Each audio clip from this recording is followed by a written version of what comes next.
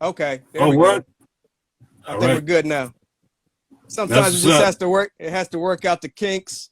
Appreciate you for the opportunity to give you your flowers on this Saturday. Uh, thank you for everything you've done for the culture.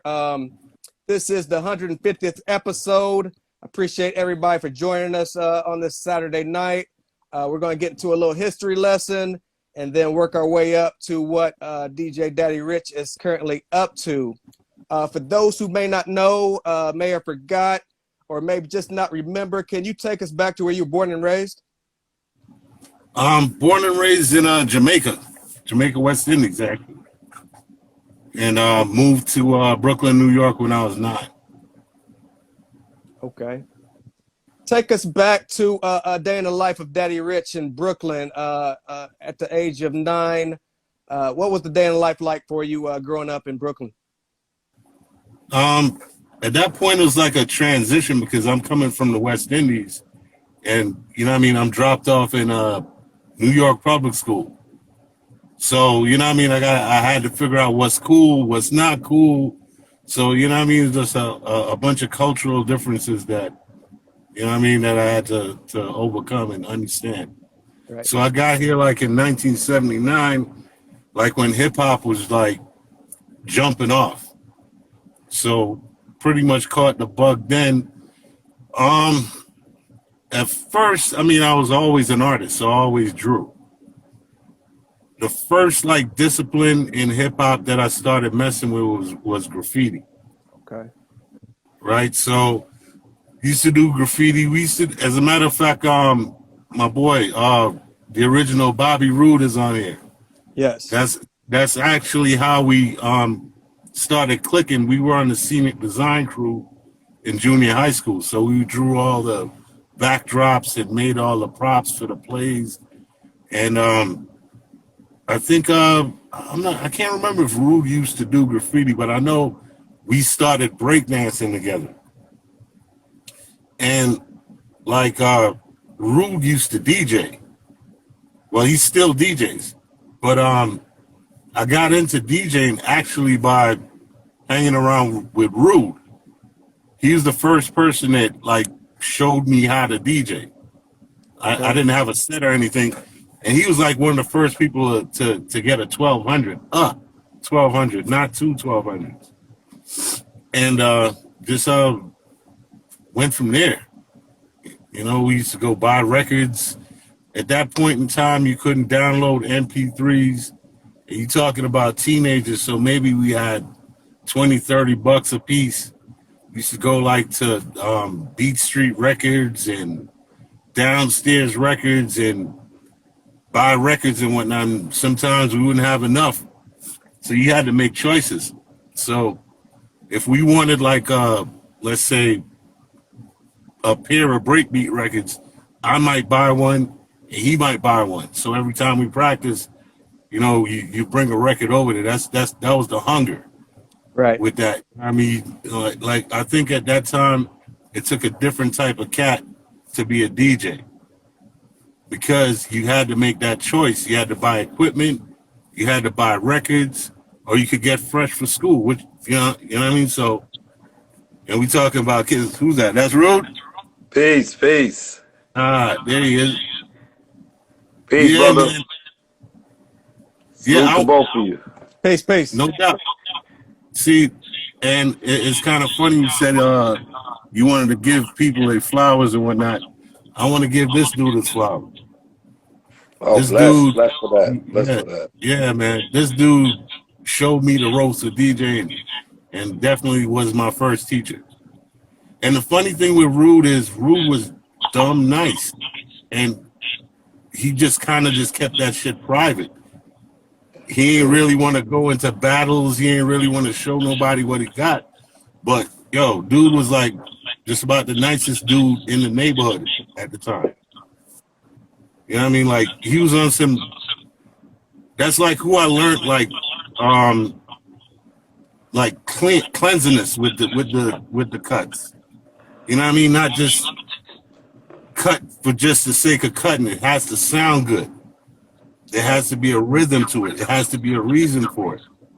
You know what I mean? And the breathing space in between cuts. That's something I picked up from Root. Can you speak on that a little bit, Rude? Early Richie Rich, take us back to what you remember. He was, I would say he was hungry. He was hungry to be what he is now. You know what I mean? Like, I used to watch Rich, and I remember him going and buying turntables. Yeah, I was probably the first one with 1200 in the neighborhood. One 1200. One. I had one, and I used to keep it in plastic. But you know, we used to practice a lot. It was Rich, DJ Dice, and myself too as well. Got to shout out Dice for that. But yeah, Dice is Das Effect's original DJ, and I think he's currently with Redman now. Right. yeah, indeed.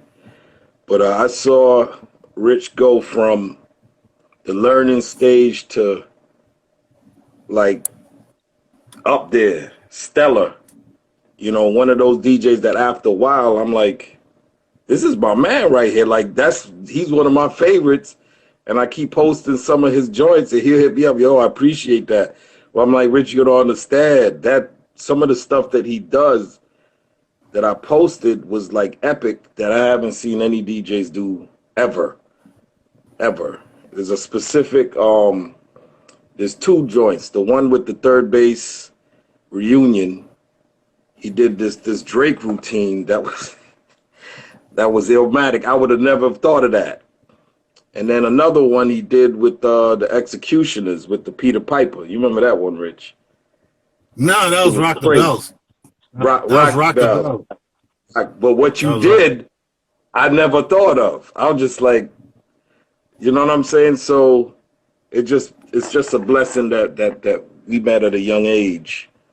You know what I'm saying? And I was able to just pass on some information because, you know, it was either you was doing one thing in the neighborhood or you was doing another.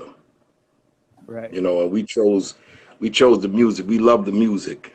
You know, Wild Style, Beat Street. We used to sit there and watch that over and over and over. Yeah. Like Crush Groove. When I saw Jam Master Jay bring Run on stage, and he was cutting run. Yo, I was absolutely sure this is what I wanted to do with the rest of my life. Dead sure.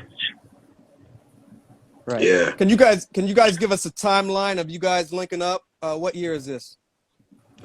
God, we're talking about 1980. Probably, I'd have to say around 84, 85. 84, 85, yeah. Okay. During this time, what are some of your guys' musical influences coming up? Hip hop influences are just like music in general. Music in general, like East Flatbush, you got a lot of Caribbean people. It's like a melting pot of Caribbean people. So definitely, you know, I was influenced by Bob Marley, Bunny Wailers, you know what I mean? Tennyson, them type of dudes. And as far as like hip hop, we live right in the neighborhood with UTFO. So it was something different when you got dudes who's doing it that are in the neighborhood. It makes it in your mind like, yo, this is possible. This is actually possible.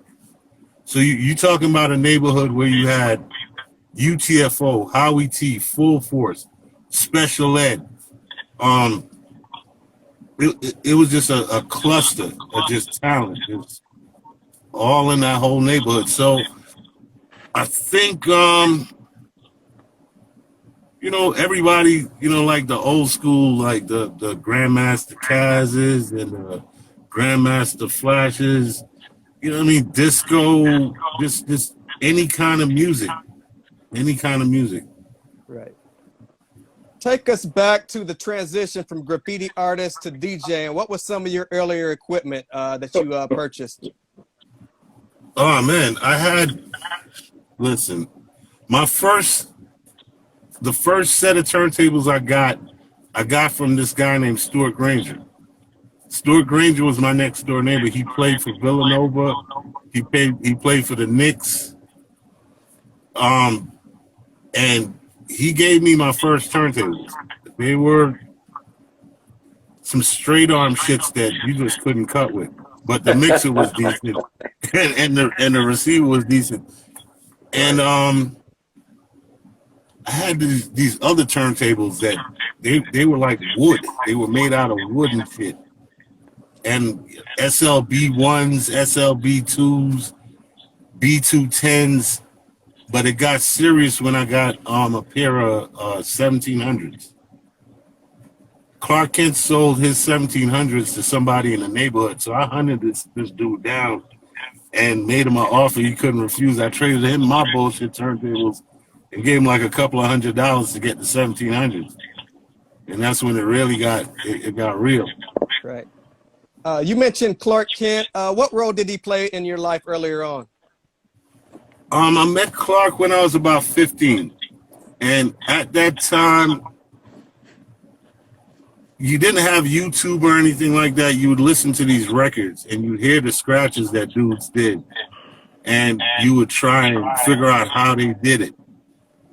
And I figured out every fucking thing there was to figure out. That's what I thought. And then we had a block party on 54th between Clarendon and Avenue D. And I've been hearing about this Clark Kent dude, like this dude Lefty around the way was like, yeah, Clark Kent, this is like, yo, I don't give a fuck who this dude is. He cannot be nicer than me. There's just no way. I used to walk around looking for dudes to battle. Indeed, That's how he did. I would go find you and battle you. So yeah, I tried my luck with him, and I realized there was more to learn. So if you can't beat him, you got to join him. So, but before that, I was in a group with MC Light. Yeah, what was it? Pure Elegance, and at the time my name was DJ Shaz or some shit like that. I went through like about 100 names, man. Rockmaster, Scratch, all sorts of fucking names. And after I met Clark, I ran into him at the train station at Utica Avenue. That's in Brooklyn. And he was just like, yo, you should just be Richie. You should just be Richie Rich. And he's like, yo, come to my house every day and I'm going to show you. So I used to go to his house and it was like boot camp because he would do something and he'd like, all right, go ahead, do it. And if I hit the needle or made the needle jump, the lesson was over. And he'd give me the records and send me back down the hill. So you gotta understand, I lived like at 53rd and Beverly. And how far was the Utica train station route? Like 5 miles? Yeah, about that. Up the hill, yeah. About 5 miles, up a fucking hill. So if I can pause you for a minute, if somebody says somebody's volume's on, it's creating an echo. Has anybody got their volume all the way up? Ooh. All right. Still echoing? Sounds good at the moment. Okay. Yeah. Okay. Yeah, so that's how it used to be. I used to go there 12 o'clock every day. And if I made the needle jump or the record skip, then the lesson was over. So yeah, and after that, like Clark introduced me to like the DJ battle scene. He got me entered into the New Music Seminar and no, I think it was the DMC first. Is this 1989? The New Music Seminar was 1989. I think the DMC was 88. Okay. That's right. Yeah, so he got me entered into that, and we formed the Supermen, me, him, and Scratch. Most people know that. Yeah, take me back to who was involved with the Superman crew. A lot of people directly and indirectly. Um, I would say the main dudes were Scratch, Clark Kent, Plastic Man, and and myself. But Okay. like even DJ Muggs and DJ Aladdin were like affiliates of the Superman. Right. Hey, Rude, could you exit and I'm gonna join you back on? I think the exit or the echo is still happening, so I'm gonna join you back on in a moment. No doubt. All right.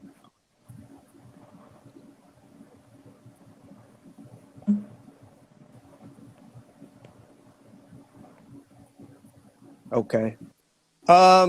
So take me back to the first competition. You say 88 was the first was that the DMC? Yeah. Okay, take me back to being entered in that and some details going into that. It was crazy because it was an old church. They held this competition in an old church and it was fucking freezing. And I don't think they had heat inside that place. But there were so many people in there that the whole place was sweating. The floors were sweating. Everything was sweating. Miz was in that competition. Who else was in that competition? The guy who used to DJs for Master of Ceremonies. I can't remember his name. And DJ Flamboyant was in it. And it's hard to remember who else was in it. But it was like my first DJ competition and I was dead nervous. You know what I mean? I didn't know what to expect. So I just went up there and just cut records I knew. I didn't really put together a routine.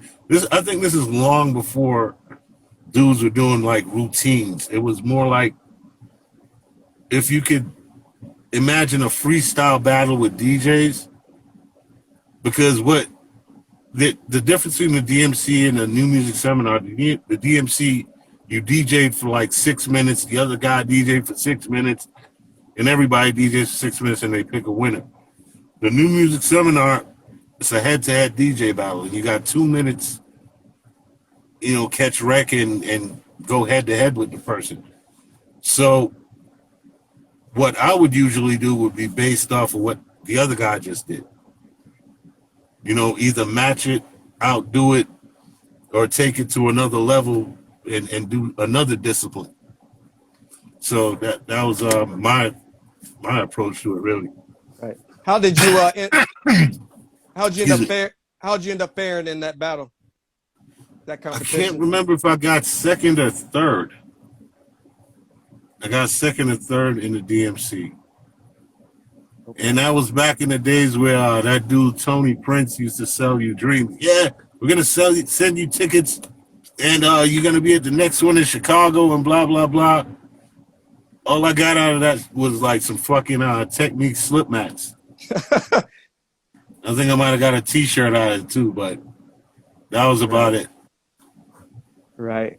So the DMC was, or the New Music Seminar was next. Was that while you were in the group or before you got with the group? That was before. Okay, that was way before. Let's take it back to the New Music Seminar. All right. Like for me, the New Music Seminar, I met DJ Aladdin a couple of days before that New Music Seminar, and it was clear to me that Aladdin was going to win that battle. It was just clear to me. And I really got in that battle to battle this guy named DJ Flamboyant. That was pretty much I wasn't looking past that round or whatever.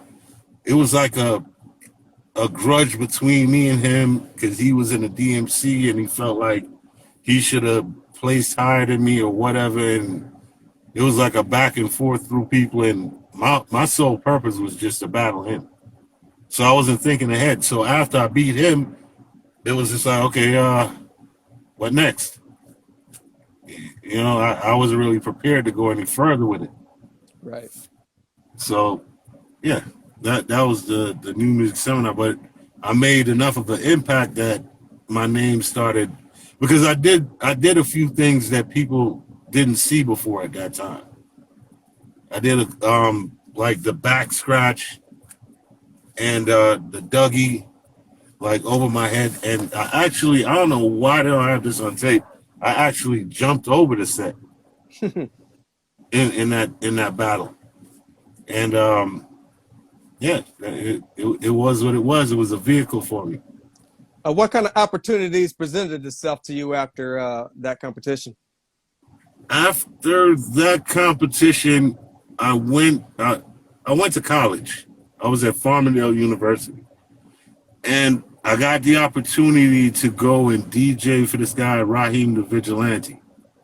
He was on Rap-A-Lot Records, so I had to do a tape. That's cassette tape days, and sent it off to like Jay Prince. And once he got the tape, they flew me out there, and I remember it was like this old studio, an old dance studio.